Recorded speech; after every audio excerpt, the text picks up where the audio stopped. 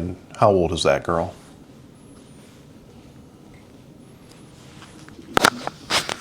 18. Do you have short-term memory loss or? Yeah, somewhat. Somewhat. All right. This man drove across town to meet a child. He got caught on camera doing it, and then, cornered, with the police already on the way, he looked a grown man dead in the eye and said his defense was, and I'm not joking, memory loss.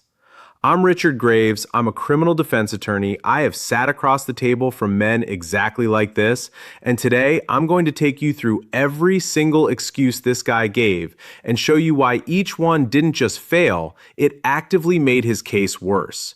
By the end, you'll understand exactly why he is going to prison and on to the sex offender registry for the rest of his life. And stick with me, because his third excuse is genuinely one of the dumbest things I have ever heard a defendant say out loud. Quick thing first, I'm a lawyer, but I'm not your lawyer, and this is legal education, not legal advice. Okay, let's get into it. Here's what happened. This is a sting run by Skeeter Jean, one of the biggest predator catcher channels in the country. The setup is simple. An adult decoy poses online as a kid. If a grown man reads that she's a minor, keeps talking to her anyway, turns it sexual, and then drives to a house to meet her, he walks straight into a camera. And our guy Daniel, 21 years old, drove right up, strolled in, and tried to play it cool. It did not go well for him. Now, every single one of these guys clings to the exact same fantasy, so let me kill it right now. They find out the girl was never real. It was an adult decoy the entire time, and their eyes light up because they think that's their golden ticket. No real kid, no crime, right? Wrong. Completely, catastrophically wrong. In Minnesota, like almost every state, the crime of soliciting a child covers soliciting someone you believe is a child. The law specifically names a decoy, an adult, even a cop pretending to be a kid. It's written into the statute. So she turned out to be an adult is not a defense. It's a confession. The crime lives in what he believed he was doing, and he believed he was talking to a 14-year-old. Lawyers call the "but she wasn't real" argument the impossibility defense, and courts threw it in the garbage decades ago.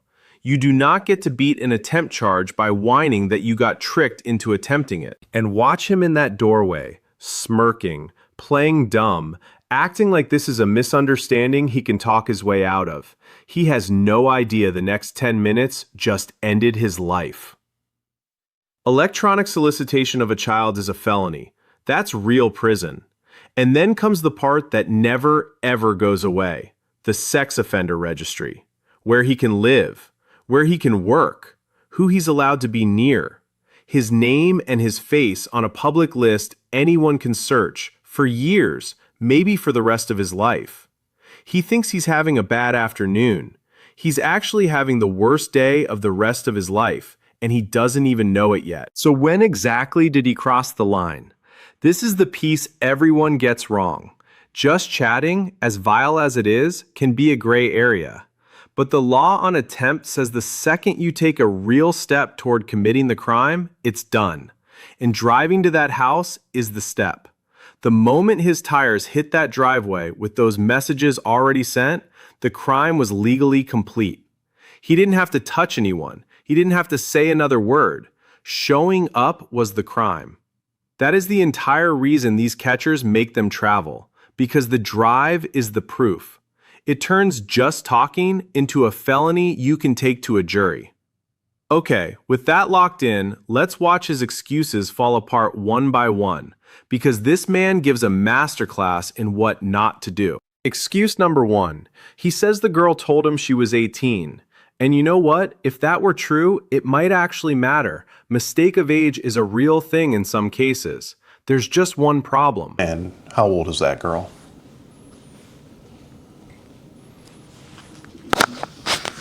18. The catcher pulls out the chat logs right there on camera, and they tell the exact opposite story. She gave a minor's age. And it gets so much worse because Daniel's own words are sitting in that log. He's typing about decoys, about what age to put. He is documenting in writing that he knew exactly what he was walking into. So the second he says, "She told me 18, he doesn't just lose the excuse, it flips on him. Now it's proof he's lying to cover his tracks. He didn't poke a hole in the case, he signed it. Excuse number 2. He says, and I quote the spirit of it, he was just talking to a lot of people, as if that's a defense. Let me translate that for you as a defense attorney. I was soliciting so many people at once that I lost track of which one was a child is not an excuse. That is a confession with extra steps. The volume doesn't help him. A prosecutor takes that and says, Your Honor, he's telling you this is a pattern. Thank you. He thinks he's explaining it away. He's handing them the sentencing argument. And excuse number 3, the one I warned you about. On camera, cornered, he claims he has short-term memory loss. Do you have short-term memory loss or? Yeah, somewhat. Somewhat. All right. He says he's been medically diagnosed. Set aside whether that's even remotely true. Intent is measured at the moment of the act, the moment he was typing those messages and driving to that house, not whether he can remember it now. A bad memory today does nothing. But here's why it's so stupid. He just volunteered a medical excuse on a recording while the police are walking up. Every prosecutor watching that tape is grinning ear to ear because he just confirmed he's grasping, and innocent people don't grasp. And that's the thread tying all 3 together. The single biggest mistake he makes. He will not stop talking. The confusion, the too many people, the memory loss, he's handing all of it to the catcher, on camera, before anyone has read him a single right. And I know what you're thinking. Don't they have to read him his Miranda rights? No. And this is the part everyone gets wrong. Miranda only kicks in when the police have you in custody and they're questioning you. The catcher is not the police. He's a guy with a YouTube channel and a camera. So every word out of this man's mouth is 100% admissible with 0 warning and 0 protection. He is, quite literally, giving a videotape statement to the prosecution's star witness, and he thinks he's defending himself. If he'd walked in, said nothing, and left, he'd have a far weaker case against him. Instead, he narrated his own guilt for 45 minutes. The lesson for every single person watching, predator or not, you are never required to explain yourself, and the second you start, you are almost always making it worse. But isn't this entrapment? I can already see that comment. No, it isn't, and it's not close. Entrapment needs 2 things. The government pushed you into a crime and you weren't already willing to do it. This fails on both counts. 1, Skeeter Jean is not the government. He's a private citizen with a camera, and entrapment is a shield against the state, not against a YouTuber. 2, even if a real cop had run this exact sting, predisposition kills it. Nobody dragged Daniel there. He read that she was a minor, he escalated it, he got in the car. That is the textbook definition of predisposed. Entrapment protects the innocent man who got pressured into something he'd never do. It does absolutely nothing for the man who showed up ready. Now I'm going to be straight with you because it matters. These catchers do not always win. When they get sloppy, when they grab a guy and won't let him leave, when they rough him up to force a confession, a good defense lawyer, someone like me, can get the whole thing thrown out, and a guilty man walks right out the door. It happens more than you'd like. But that is exactly why this one is so airtight. Watch what this crew actually does. They don't beat him. They don't lock him in a room for hours. They confront him, they film it, and then they hand it straight to the real police, the Chaska Police Department, who show up and make the arrest. Real chat logs, a suspect who physically drove there, and a clean police arrest. As a defense attorney, I'm telling you, there is nothing here for me to attack. This case is closed before it's opened. So what actually happens to Daniel now? It's not the dramatic trial you're picturing. His lawyer opens the file, sees a man who drove to meet a child and then confessed his way through a viral video, and does the only thing left to do: damage control. He pleads.